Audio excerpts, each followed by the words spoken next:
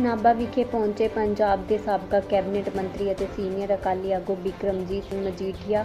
Councillor ਅਤੇ senior Akali ਆਗੂ ਬੱਬਲੂ ਖੋਰਾ ਦੇ ਘਰ ਪਹੁੰਚੇ। ਇਸ ਮੌਕੇ ਬਿਕਰਮਜੀਤ ਸਿੰਘ ਮਜੀਠੀਆ ਨੇ ਕਾਂਗਰਸ ਸਰਕਾਰ ਤੇ ਤਾਬੜਤੋੜ ਵਾਰ ਕੀਤੇ। ਪੰਜਾਬ ਸੂਬੇ ਦੇ ਉੱਪਰ 3 ਲੱਖ ਕਰੋੜ ਦੇ ਕਰਜ਼ੇ ਤੇ ਬਿਕਰਮ ਮਜੀਠੀਆ ਨੇ ਕਾਂਗਰਸ ਨੂੰ ਆੜੇ ਹੱਥ ਲੈਂਦਿਆਂ ਕਿਹਾ ਕਿ ਕੈਪਟਨ ਸਰਕਾਰ ਨੇ ਪੰਜਾਬ ਉੱਪਰ ਜੋ ਕਰਜ਼ਾ ਚੜਾਇਆ ਹੈ, ਪਹਿਲਾਂ ਹੀ ਇਹ ਕਰਜ਼ਾ 1.5 ਲੱਖ ਕਰੋੜ ਦਾ ਸੀ।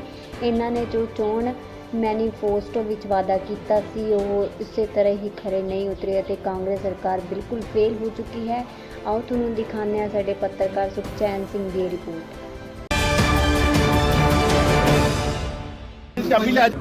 ਹੋ ਗਿਆ ਜੀ ਤੇਰੀ ਉਹ ਅੱਛਾ ਤੇ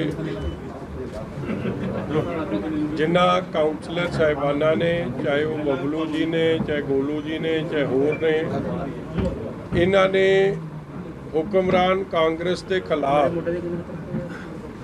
ਬਹੁਤ ਵੱਡੀ ਲੜਾਈ ਲੜੀ ਸੀ। ਭਾਵੇਂ ਅੱਗੇ ਇੱਕ ਕਰਪਟ ਕੈਬਨਿਟ ਮਿਨਿਸਟਰ ਸੀ, ਫਿਰ ਵੀ ਲੋਕਾਂ ਦੇ ਸਹਿਯੋਗ ਸਦਕਾ ਜੋ ਇਹਨਾਂ ਨੇ ਚੰਗੇ ਕੰਮ ਕੀਤੇ ਸੀ, ਇਹਨਾਂ ਨੂੰ ਬਹੁਤ ਵੱਡੀ ਗਿਣਤੀ 'ਚ ਲੋਕਾਂ ਨੇ ਪਿਆਰ ਦੇ ਕੇ ਵੱਡੀ ਜ਼ਿੰਮੇਵਾਰੀ ਦਿੱਤੀ ਹੈ। ਇਸ ਲਈ ਇਹ ਜੇ ਸੱਜਣਾ ਦਾ, ਲੋਕਾਂ ਦੇ ਨੁਮਾਇੰਦਿਆਂ ਦਾ ਸਤਿਕਾਰ ਕਰਨਾ ਸ਼੍ਰੋਮਣੀ ਅਕਾਲੀ ਦਲ ਦਾ ਫਰਜ਼ ਹੈ। ਇਸ ਲਈ ਅੱਜ ਮੈਂ ਇਹਨਾਂ ਕੋਲ ਆਇਆ। ਮੇਰੇ ਬੜੇ ਲੰਬੇ ਸਮੇਂ ਨਾਲ ਯੂਥ ਅਕਾਲੀ ਦਲ 'ਚ ਕੰਮ ਕਰ ਰਹੇ ਆ, ਉਸ ਕਰਕੇ ਅੱਜ ਇਹਨਾਂ ਕੋਲ ਮੈਂ ਸੂਬੇ ਦੇ ਉੱਪਰ ਜੀ 3 ਲੱਖ ਕਰੋੜ ਦਾ ਕਰਜ਼ਾ ਆ ਗਿਆ ਜੀ।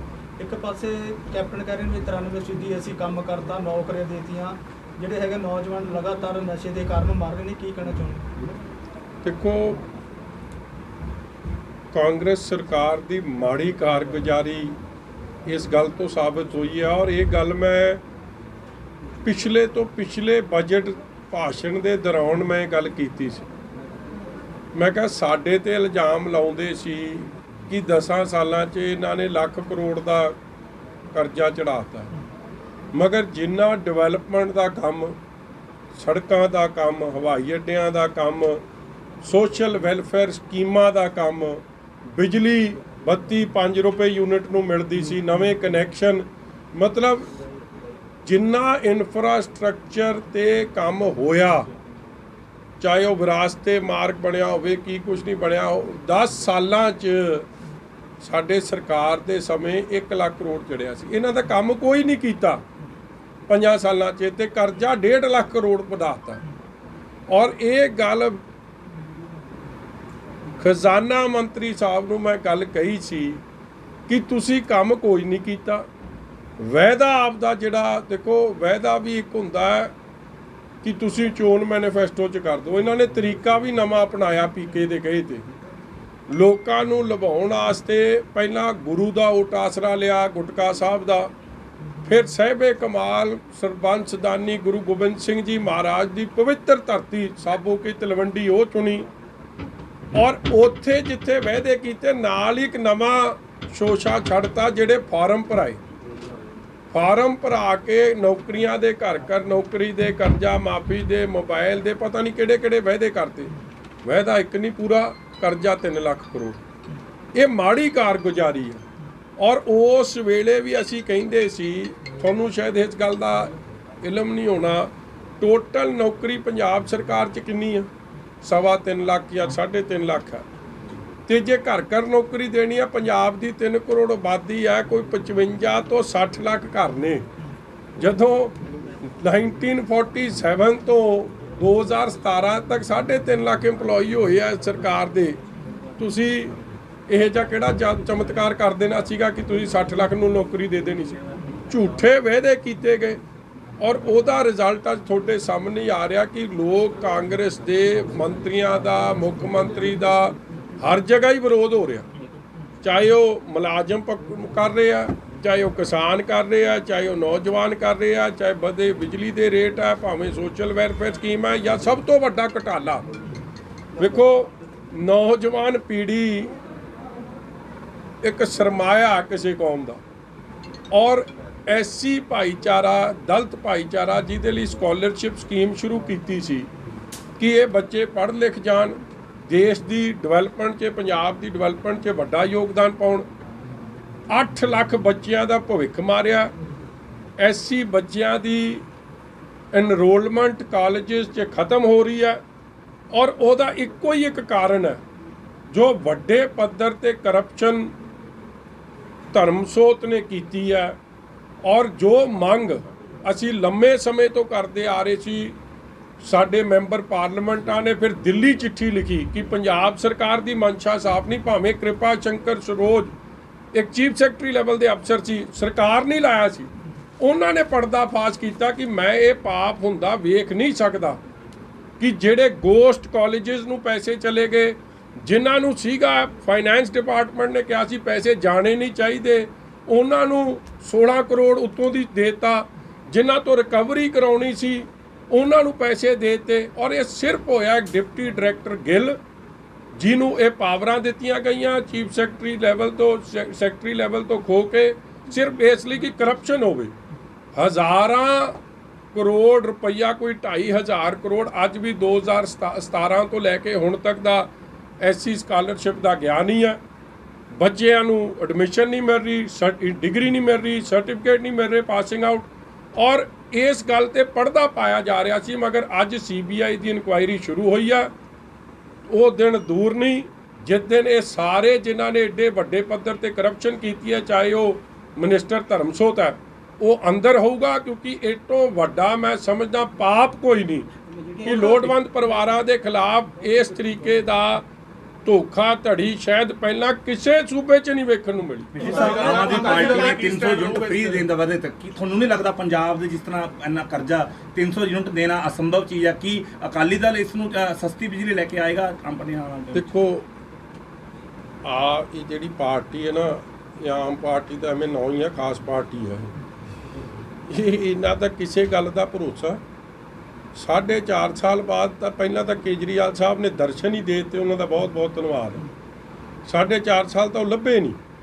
ਔਰ ਦੂਜੀ ਗੱਲ, ਤੁਸੀਂ ਇੱਕ ਗੱਲ ਮੈਨੂੰ ਦੱਸੋ ਕਿ ਬੰਦਾ ਨਾਭੇ ਦਾ ਨੁਮਾਇੰਦਾ ਕੋਈ ਚੁਣਿਓ ਤੁਸੀਂ, ਉਹ ਕਹੇ ਨਾਭੇ ਤਾਂ ਨਹੀਂ ਮੈਂ ਕੰਮ ਕਰਾਉਣੇ, ਮੈਂ ਜਾ ਕੇ ਨਾ ਅਮਲੋਹ ਕੰਮ ਕਰਾਊਂਗਾ, ਤੇ ਨਾਭੇ ਵਾਲਿਆਂ ਨੇ ਤਾਂ ਫਿਰ ਪੁੱਛਣਾ ਕਿ ਭਾਊ ਬਣਾਉਂਦੇ ਅਸੀਂ ਤੈਨੂੰ, MLA ਦਾ ਧਿਆਨ ਤੇਰਾ ਅਮਲੋਹ 'ਚ ਰਹਿੰਦਾ, ਅਸੀਂ ਤੇਰੇ ਤੋਂ ਕੀ ਕਰਾਉਣਾ।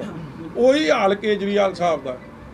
ਜੇ ਕਿਸੇ ਦੀ ਮਨਸ਼ਾ ਸਾਫ਼ ਹੈ, ਜੇ ਇੰਟੈਂਸ਼ਨਸ ਚੰਗੀਆਂ ਨੇ, ਜੇ ਸੋਚ ਇਮਾਨਦਾਰੀ ਵਾਲੀ ਹੈ, ਤੇ ਹਾਲੇ ਤੱਕ ਦਿੱਲੀ 'ਚ ਕਿਉਂ ਨਹੀਂ ਮਾਫ ਕੀਤੇ ਜੀ 300 ਯੂਨਿਟ?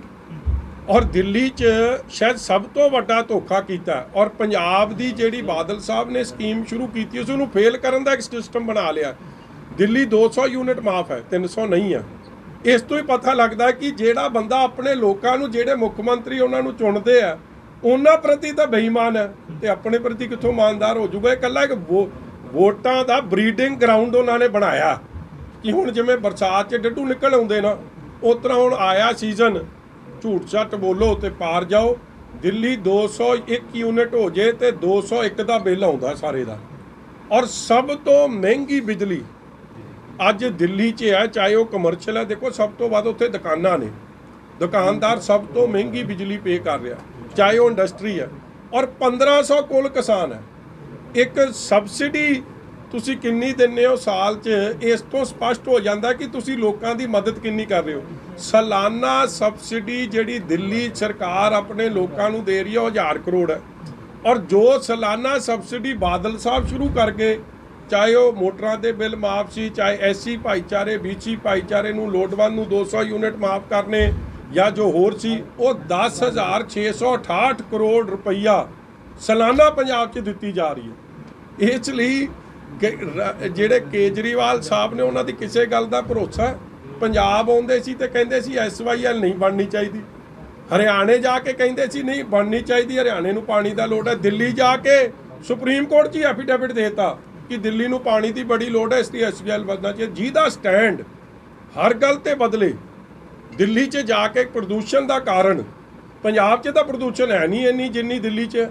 ਔਰ ਦਿੱਲੀ ਦਾ ਪ੍ਰਦੂਸ਼ਣ ਦਾ ਕਾਰਨ ਹਰਿਆਣੇ ਦਾ ਇੱਕ ਪੰਜਾਬ ਦਾ ਕਿਸਾਨ 10 ਕਰੋੜ ਰੁਪਈਆ ਉਹਨੂੰ ਕਿੱਲੇ ਦਾ ਫਾਈਨ ਲਵਾਤਾ। ਫਿਰ ਨਾਲ ਹੀ ਜਿਹੜੇ ਥਰਮਲ ਪਲਾਂਟ ਚੱਲਦੇ ਉਹਦੇ ਖਿਲਾਫ ਐਫੀਡੇਵਿਟ ਦੇਤਾ। ਜੇ ਅੱਜ ਥਰਮਲ ਪਲਾਂਟ ਬੰਦ ਹੋ ਜਾਣਗੇ, ਹਾਲੇ ਤਾਂ ਪਾਵਰ ਕੱਟ ਦਾ ਆਪਾਂ 8-8 10-10 ਘੰਟੇ ਦਾ ਸਾਹਮਣਾ ਕਰ ਰਹੇ, ਮੈਨੂੰ ਲੱਗਦਾ 24 ਘੰਟਿਆਂ ਚੋਂ 4 ਘੰਟੇ ਬੱਤੀ ਆਇਆ ਕਰੂਗੀ, ਬਾਕੀ ਆਇਆ ਨਹੀਂ ਕਰੂਗੀ। ਤੁਸੀਂ ਇਹ ਜਿਹੜਾ ਐਂਟੀ ਪੰਜਾਬ ਸਟਾਂਸ ਹੈ, ਪੰਜਾਬ ਦੇ ਵਿਰੁੱਧ ਜਿਹੜਾ ਫੈਸਲੇ ਕਰ ਰਹੇ ਆ, ਪੰਜਾਬੀ ਆਪ ਦਾ ਫੈਸਲਾ ਆਪ ਕਰ ਸਕਦੇ ਆ। ਦਿੱਲੀ ਦੇ ਰਿਮੋਟ ਕੰਟਰੋਲ ਦੀ ਲੋੜ ਨਹੀਂ। ਪੰਜਾਬੀ ਕੇਪੇਬਲ ਏਬਲ ਲੋਕ ਨੇ, ਕੁਰਬਾਨੀ ਵਾਲੇ ਲੋਕ ਨੇ, ਆਪ ਦਾ ਫੈਸਲਾ ਆਪ ਕਰਨਗੇ। ਦਿੱਲੀ ਦਰਬਾਰ ਦੇ ਰਿਮੋਟ ਕੰਟਰੋਲ ਨਾਲ ਪੰਜਾਬੀ ਨਹੀਂ ਚੱਲੂਗਾ। ਪੰਜਾਬ ਦੇ ਲੋਕ ਫ੍ਰੀ ਨਹੀਂ ਭਾਲਦੇ ਜੀ, ਪੰਜਾਬ ਦੇ ਲੋਕ ਸਸਤੀ ਭਾਲਦੇ ਆ। ਬਹੁਤ ਮਹਿੰਗੀ ਬਿਜਲੀ ਪੰਜਾਬ 'ਚ ਫਿਲਹਾਲ ਹੋ ਗਈ। ਕੀ ਅਕਾਲੀ ਦਲ ਚੋਣ ਮੈਨੀਫੈਸਟੋ ਦੇ ਵਿੱਚ ਇਸ ਨੂੰ ਸ਼ਾਮਲ ਕਰੇਗਾ? ਦੇਖੋ, ਜਦੋਂ ਸ਼੍ਰੋਮਣੀ ਅਕਾਲੀ ਦਲ ਦੀ ਸਰਕਾਰ ਸੀ, ਅੱਜ ਪਰ ਯੂਨਿਟ ਬੱਤੀ ਦਾ ਰੇਟ ਹੈ 7.25 ਤੋਂ ਲੈ ਕੇ 9-9.5 ਰੁਪਏ ਖਪਤ ਦੇ ਹਿਸਾਬ ਨਾਲ। ਜਦੋਂ ਬਾਦਲ ਸਾਹਿਬ ਦਾ ਸਰਕਾਰ ਸੀ, ਉਦੋਂ 5.25 ਰੁਪਏ ਯੂਨਿਟ ਹੁੰਦਾ ਸੀ। 200 ਯੂਨਿਟ SC BC ਗਰੀਬਾਂ ਦੇ ਮਾਫ ਸੀ, ਕਿਸਾਨੀ ਨੂੰ ਮਾਫ ਸੀ, ਇੰਡਸਟਰੀ ਨੂੰ ਅਫੋਰਡੇਬਲ ਪਾਵਰ ਮਿਲ ਰਹੀ ਸੀ।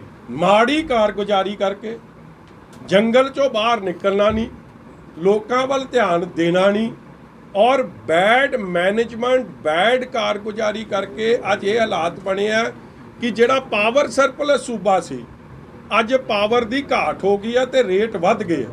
ਇਹ ਸਾਰੇ ਮਾਮਲੇ ਨੂੰ ਦਰੁਸਤ ਕਰਦਿਆਂ ਹੋਇਆਂ ਸੁਖਬੀਰ ਜੀ ਨੇ ਪਹਿਲਾਂ ਕਿਹਾ ਕਿ ਮੈਂ ਬਿਜਲੀ ਦੇ ਰੇਟ ਘਟਾਊਂਗਾ, ਔਰ ਬੜੀ ਛੇਤੀ ਇਹਦੇ ਤੇ ਸਾਰਾ ਬਲੂਪ੍ਰਿੰਟ ਸਰਦਾਰ ਸੁਖਬੀਰ ਸਿੰਘ ਜੀ ਬਾਦਲ ਸਾਹਿਬ ਪ੍ਰਧਾਨ ਸ਼੍ਰੋਮਣੀ ਅਕਾਲੀ ਦਲ ਜਾਰੀ ਕਰਨ ਲੱਗੇ। ਕਾਂਗਰਸ ਦਾ ਬਹੁਤ ਥੋੜਾ ਸਮਾਂ ਰਹਿ ਗਿਆ। ਨਵਜੋਤ ਸਿੰਘ ਸਿੱਧੂ ਜਿਸ ਮੁੱਦਿਆਂ ਦੀ ਗੱਲ ਕਰ ਰਹੇ ਨੇ, ਤੁਹਾਨੂੰ ਲੱਗਦਾ ਕਿ ਕੰਪਲੀਟ ਕਰ ਸਕਣਗੇ? ਦੇਖੋ, ਪਹਿਲੀ ਗੱਲ ਤਾਂ ਜਿੱਦਣ ਪ੍ਰਧਾਨਗੀ ਦੀ ਚੋਣ ਹੋਈ ਆ, ਮੈਂ ਤਾਂ ਅੱਜ ਤੱਕ ਇਹ ਜਿਹੀ ਚੋਣ ਵੇਖੀ ਨਹੀਂ, ਕੋਈ ਨਹੀਂ।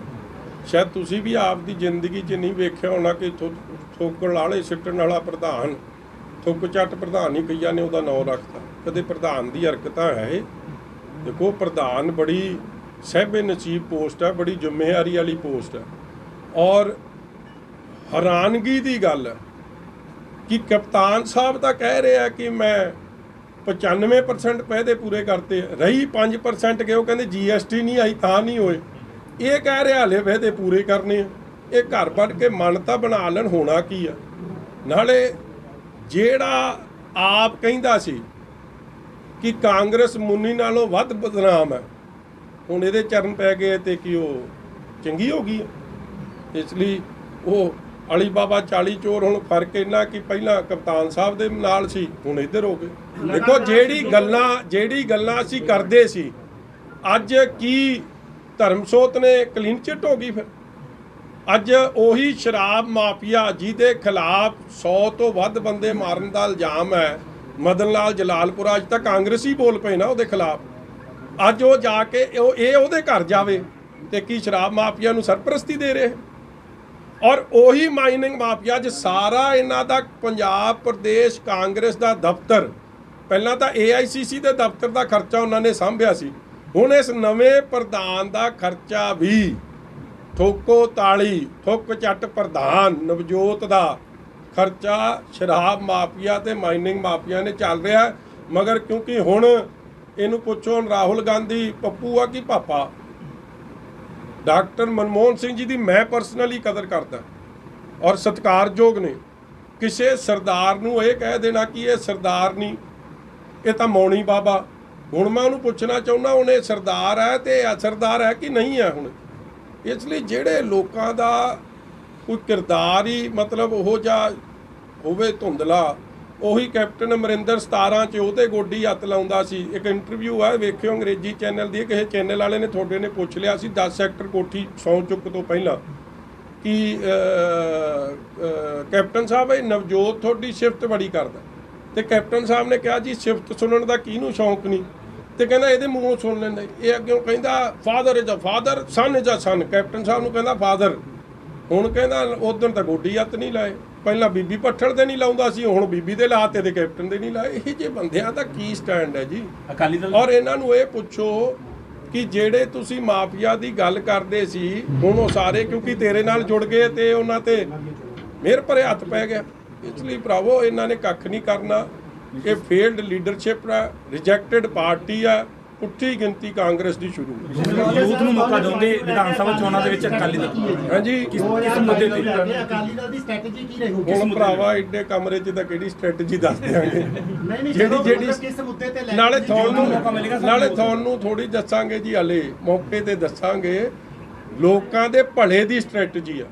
ਲੋਕਾਂ ਨਾਲ ਜੋ ਬਾਦਲ ਸਾਹਿਬ ਦਾ ਇੱਕ ਟਰੈਕ ਰਿਕਾਰਡ ਰਿਹਾ ਹੈ ਕਿ ਜੋ ਕਿਹਾ ਉਹ ਕੀਤਾ। ਵੇਖੋ, ਓਨਲੀ ਸਟੇਟ ਇਨ ਦਾ ਕੰਟਰੀ, ਪੰਜਾਬ 'ਚ ਦਿੱਲੀ 'ਚ 15,000 ਕਿਸਾਨ ਹੈ, ਬੰਬੀਆਂ ਦੇ ਬਿੱਲ ਮਾਫ ਨਹੀਂ ਮੋਟਰਾਂ ਦੇ, ਔਰ 1 ਰੁਪਏ 50 ਪੈਸੇ ਪਰ ਕਿਲੋਵਾਟ ਉੱਥੇ ਰੇਟ ਲਿਆ ਜਾਂਦਾ ਹੈ। ਫਿਕਸ ਚਾਰਜ 1.25 ਰੁਪਏ ਲੈ ਜਾਂਦੇ। ਹਜ਼ਾਰਾਂ ਰੁਪਈਆ ਇੱਕ ਮੋਟਰ ਪਿੱਛੇ, ਕਨੈਕਸ਼ਨ ਪਿੱਛੇ ਦਿੱਲੀ 'ਚ ਦੇਣਾ ਪੈ ਰਿਹਾ।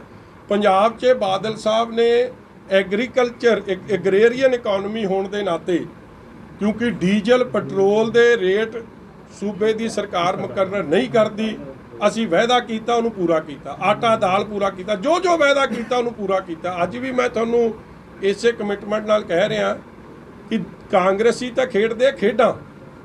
ਦਿੱਲੀ ਜਾ ਕੇ ਕਹਿੰਦੇ ਡੀਜ਼ਲ ਪੈਟਰੋਲ ਦੇ ਰੇਟ ਘਟਾਓ, ਤੇ ਸਭ ਤੋਂ ਵੱਧ ਕਮਾਈ ਟੈਕਸਾਂ ਦੇ ਰੂਪ 'ਚ ਪੈਟਰੋਲ ਦੇ ਤੇ ਡੀਜ਼ਲ ਦੇ ਵਧੇ ਰੇਟਾਂ ਤੇ 10,000 ਕਰੋੜ ਪੰਜਾਬ ਸਰਕਾਰ ਨੇ ਕੀਤੀ ਹੈ। ਇਹ ਕਿਉਂ ਨਹੀਂ ਘਟਾਉਂਦੇ?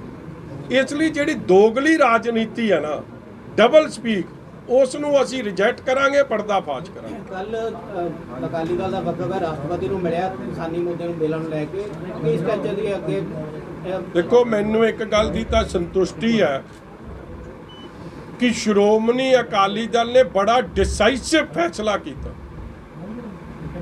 ਸਾਡਾ 30 ਸਾਲ ਦਾ ਪੁਰਾਣਾ ਰਿਸ਼ਤਾ ਸੀ ਵਾਜਪਾਈ ਸਾਹਿਬ ਤੇ, ਕਿਉਂਕਿ ਅਸੀਂ ਕਾਂਗਰਸ ਵਿਰੋਧੀ ਰਹੇ ਹਮੇਸ਼ਾ, ਔਰ ਸੈਂਟਰ 'ਚ ਇੱਕ ਆਲਟਰਨੇਟ ਦੀ ਲੋੜ ਸੀ। ਜਦੋਂ 2 MP ਬਣਦੇ ਸੀ ਭਾਜਪਾ ਦੇ, ਉਦੋਂ ਦਾ ਅਹਿਸਾਸ ਹੋਇਆ ਸੀ। ਮਗਰ ਜਦ ਭਾਜਪਾ ਨੇ ਐਂਟੀ ਕਿਸਾਨ ਫੈਸਲਾ ਲਿਆ, ਅਸੀਂ ਕਾਂਗਰਸ ਵਾਂਗੂ ਅਮਰੀਕਾ ਦੇ ਜਹਾਜ਼ ਨਹੀਂ ਚੜ੍ਹ ਗਏ। ਇਹ ਜਿਹੜਾ ਹੁਣ ਟਰੈਕਟਰ ਚਲਾਉਂਦਾ ਸੀ ਨਾ ਪੱਪੂ, ਇਹ ਜਿਸ ਦਿਨ ਬਿੱਲ ਪਾਸ ਹੋਣੇ ਸੀ, ਇਹ ਤੇ ਇਹਦੀ ਮਾਤਾ ਜਿਹਨੂੰ ਸਿੱਧੂ ਪਿਆਰ ਨਾਲ, ਮੈਂ ਤਾਂ ਉਹਨਾਂ ਨੂੰ ਸਤਿਕਾਰਯੋਗ ਸੋਨੀਆ ਗਾਂਧੀ ਜੀ ਕਹਿੰਦਾ, ਇਹ ਮੁੰਨੀ ਕਹਿੰਦਾ, ਇਹ ਤੇ ਇਹਦਾ ਪੱਪੂ, ਇਹ ਜਹਾਜ਼ ਚੜ੍ਹੇ ਸੀ ਅਮਰੀਕਾ ਨੂੰ, ਉਸ ਦਿਨ ਟਰੈਕਟਰ ਚਲਾਉਂਦੇ ਆ। ਇਹ ਡਬਲ ਸਪੀਕ ਹੈ, ਇਹ ਦੋਗਲੀ ਗੱਲ ਹੈ। ਮਗਰ ਸ਼੍ਰੋਮਣੀ ਅਕਾਲੀ ਦਲ ਨੇ ਉਸ ਦਿਨ ਵੀ ਵਿਰੋਧ ਕੀਤਾ ਵਿਪ ਜਾਰੀ ਕਰਕੇ, ਔਰ ਅੱਜ ਵੀ ਚਾਹੇ ਉਹ ਸਪੀਕਰ ਸਾਹਿਬ ਨੇ ਤੇ ਚਾਹੇ ਉਹ ਰਾਸ਼ਟਰਪਤੀ ਸਾਹਿਬ ਹੈ, ਉਹਨਾਂ ਕੋਲ ਇਹ ਮੰਗ ਕੀਤੀ ਹੈ ਕਿ ਜੁਆਇੰਟ ਪਾਰਲੀਮੈਂਟਰੀ ਕਮੇਟੀ ਕੀ ਸਾਰੀ ਪਾਰਟੀਆਂ ਦੀ JPC ਬਣੇ, ਔਰ ਇਸ ਗੱਲ ਦੀ ਘੋਖ ਹੋਵੇ ਜਿਹੜੇ ਕਿਸਾਨੀ ਅੰਦੋਲਨ 'ਚ ਸ਼ਹੀਦ ਹੋਏ ਹੈ, ਔਰ ਇਹਦੇ ਲਈ ਜ਼ਿੰਮੇਵਾਰ ਕੌਣ ਹੈ, ਉਹਨਾਂ ਦੀ ਮਦਦ ਹੋਵੇ, ਔਰ ਨਾਲ ਹੀ ਇਹ ਕਾਲੇ ਕਾਨੂੰਨ ਰੱਦ ਹੋਣ। ਇੱਕ ਡਿਸਾਈਸਿਵ ਫੈਸਲਾ ਕੀਤਾ। ਜਦ ਕਿ ਕਾਂਗਰਸ ਜੇ ਵਿਪ ਜਾਰੀ ਕਰਦੀ ਤੇ ਇਹ ਬਿੱਲ ਕਦੇ ਰਾਜ ਸਭਾ 'ਚ ਪਾਸ ਹੀ ਨਹੀਂ ਹੋ ਸਕਦੇ ਸੀ, ਮਗਰ ਕਿਉਂਕਿ ਮਿਲੀ ਭੁਗਤ ਸੀ, ਚੋਣ ਮੈਨੀਫੈਸਟੋ ਦਾ ਇਹਨਾਂ ਦਾ ਵਾਅਦਾ ਸੀ, ਅੱਜ ਸਾਰਾ ਕੰਮ ਸਾਹਮਣੇ ਆ ਰਿਹਾ। Sir, Thank you. Last RTI ਦੇ ਇਹ ਖੁਲਾਸਾ ਹੋਇਆ, ਜਿਹੜਾ ਟੈਕਸ ਭਰਦੀ ਆ ਸਰਕਾਰ ਭਰ ਰਹੀ ਆ, 93 ਵਿਧਾਇਕ ਨੇ ਜਿਹੜੇ ਟੈਕਸ ਨਹੀਂ ਭਰਦੇ, ਸਾਰੀ ਸਰਕਾਰ ਦੇ ਖਜ਼ਾਨੇ 'ਚ ਜਾ ਰਿਹਾ। ਹਾਂਜੀ, ਜਿਹੜਾ ਖਜ਼ਾਨੇ 'ਚ ਜਾ ਰਿਹਾ ਜੀ ਟੈਕਸ, ਸਾਰੀ ਵਿਧਾਇਕਾਂ ਦਾ, 93 ਵਿਧਾਇਕਾਂ। ਮੈਨੂੰ ਇਹਦਾ ਪਤਾ ਨਹੀਂ ਜੀ, ਜਿਹੜੀ ਗੱਲ ਦਾ ਸਮਝ ਹੋਊਗੀ ਤੇ ਮੈਂ ਜਵਾਬ ਦੇ। Thank you.